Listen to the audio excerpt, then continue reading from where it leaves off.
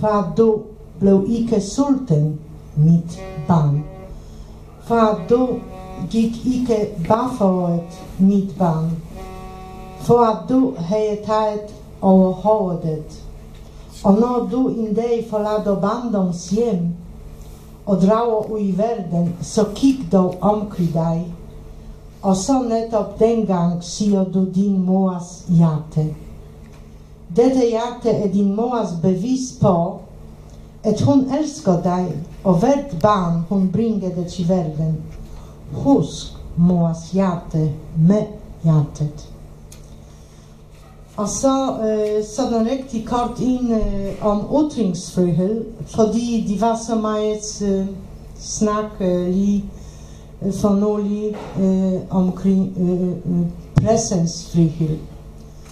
Og da jeg er selv uddannet journalist fra Polen, så faktisk er det også mit hjertebarn.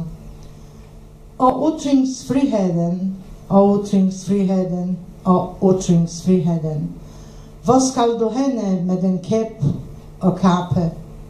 Et folk løber løbsk fra mig, svarede ytringsfriheden. De vil du da godt ved binder danskerne sammen som et folk.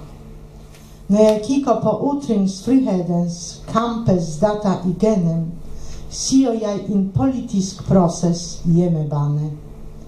Efterhånden har ytringsfriheden modtaget mange røde kort. Tak. Tak skal du have.